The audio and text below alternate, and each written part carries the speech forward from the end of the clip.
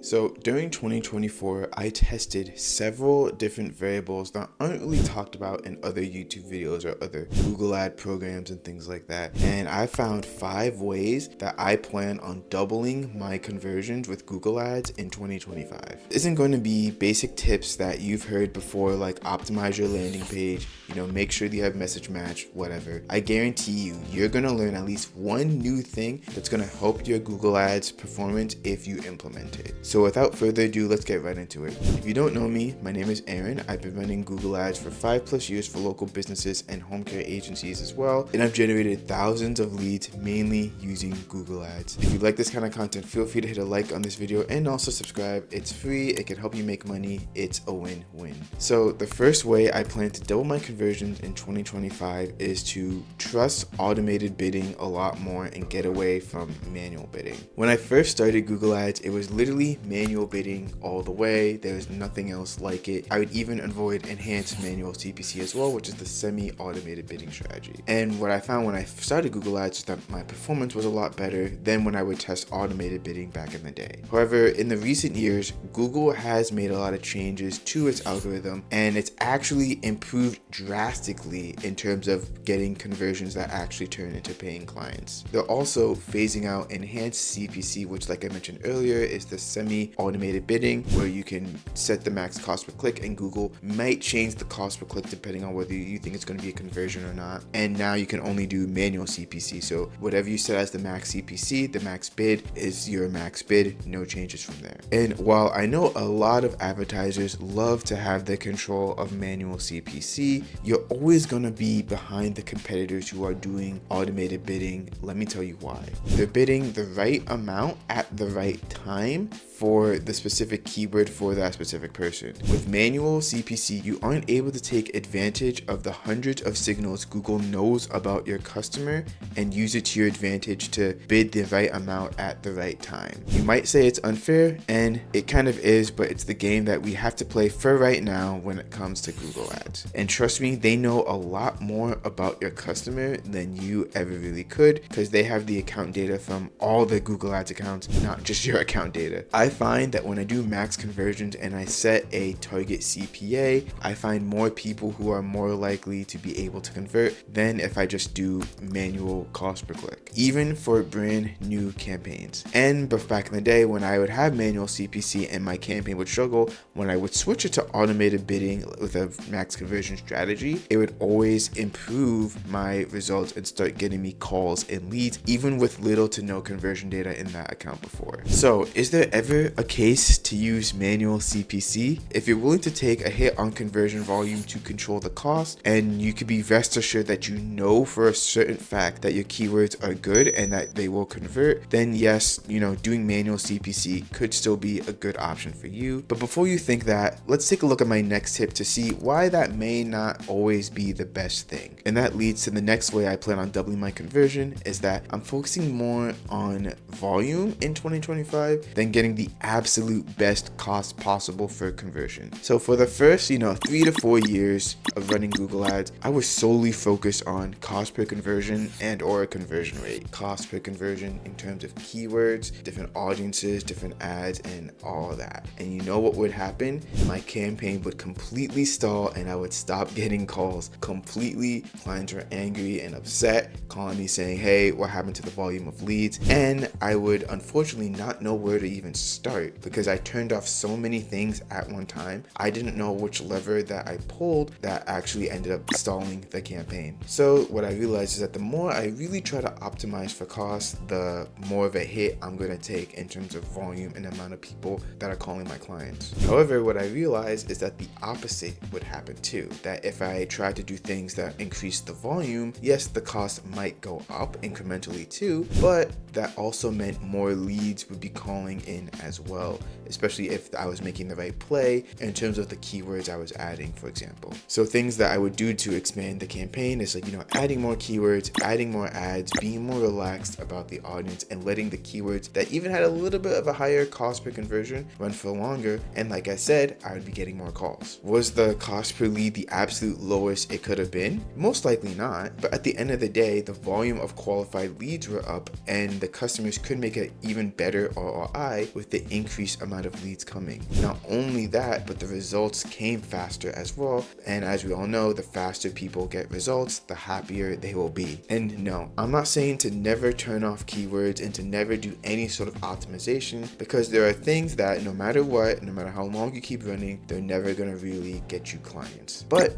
don't be so stringent on keeping your costs to the absolute lowest possible. What I found is that people don't mind paying a little bit more, especially if they're getting more clients as a result from paying that a little bit extra cost for that increase in volume. Also, you may want to try the newcomer approach. So for every keyword or for every asset that you pause, you want to put a fresh new one in. That way you can take something out that isn't working and possibly put in something in that could work and could work even better than your other well-performing keywords or assets. And if you're happy with the volume and your client is also happy with the volume, don't do so much to try to lower it and to really control the cost. Make a few small tweaks here and there that you can keep a record of, so that way if something happens after a week or two, you can always switch it back. And just something as a quick tip that just for you guys to know, what I've noticed is that the more targeted I've made the campaign in general, especially the locations I'm targeting, the more my cost per click goes up, which makes sense. It's simply because it's simply supply and demand. As you lower the supply of available searches and clicks that you're bidding for, the higher you'll most likely be willing to pay for those searches and clicks, especially if it's in a competitive area. So if there's a lot of demand for those searches and clicks and little supply, you can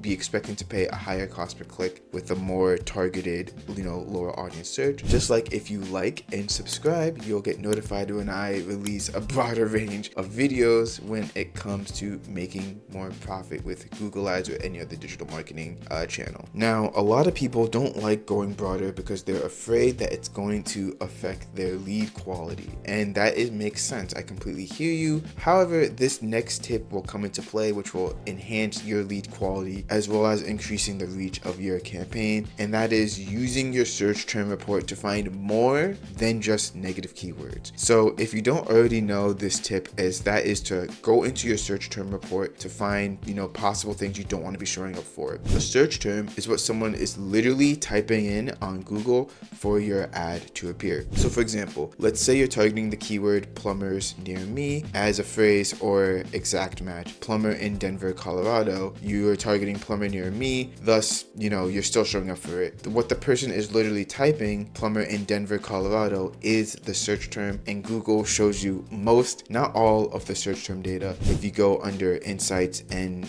click on search terms. So it's very common advice to block what you don't want to be showing up for. So if your name is AB Plumbing and you're seeing that you're showing up for XYZ Plumbing, you want to add XYZ Plumbing as a negative keyword. AKA, if you see a competitor name, you want to block that keyword so you don't show up for it again, unless you have a specific strategy, to go up against that competitor, but that is a different story for a different video. So here are two ways you can get even more from your search term report. One is to take the root of the negative keyword and add it in as a phrase match negative. So that way, in our example, if someone searches XYZ Plumbing Company in Denver, if you added the word XYZ as a phrase match negative, you're not going to show up when someone searches XYZ Plumbing Company or XYZ Plumbing Company in Denver, because you have XYZ as a negative phrase match, which tells Google, hey, if the term contains XYZ, I don't want to show up for it. And the second way is to use your search term report to find more valuable keywords and make better ads. So this one I really don't see too often, is you want to filter over the last 30, 60, 90 days, and you want to sort it by impressions. And then what you're going to see is that you're going to see the search terms that are getting the most impressions compared to all the other search terms in your Google Ads account. Usually it will be like a main keyword plus a location, or it might even be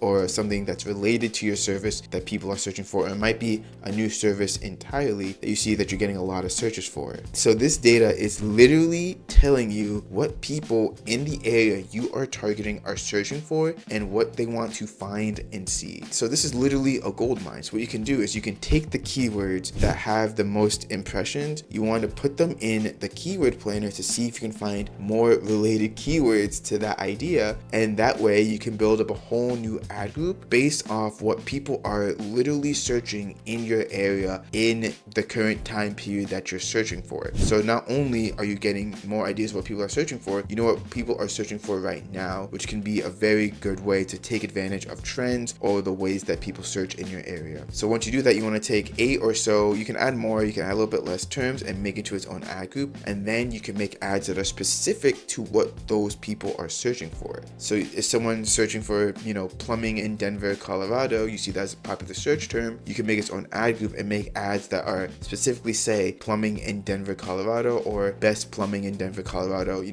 can come up with better ads as you think about it. And then boom, not only have you just expanded your campaign, like I talked about in the last tip, you did it with a popular search term that is going to be, high performing and should get you good results. And that way you can feel more confident in pausing the things that when I have done this, it not only has expanded the reach of my campaign, but it would increase the amount of calls I would get as well. So let's say you try to do this, but your search term report seems a little bleak and you're not seeing many new terms and your campaign is still struggling to get the volume that you want. And that's when you can do this next tip, which is highly controversial, but after testing it many times, I've found that this tip is something that I'm definitely going to implement and do going forward in 2025. And that tip, and this is tip number 4, is to give broad match and auto bidding a try. So in the early days, I would have told you to stay away from broad match keywords because it was the Wild West in terms of, what you would show up for. You get a lot of irrelevant clicks and things like that. However, in digital marketing, things evolve and the landscape evolved, and things what didn't work before may start to work too now. And that is the case with broad match, especially when you pair it with automated bidding. I've found that not only does my cost per click lower, but I can get more qualified leads coming in as well when I use broad match, which overall lead to a lower cost per conversion. So doing this has been the reason why I've been able to turn around some stagnant campaigns that aren't getting much results, simply just because I've been able to increase the volume a lot more, increase my potential pool, thus get more calls coming in. Now, if you do this strategy, you cannot just set it and forget it.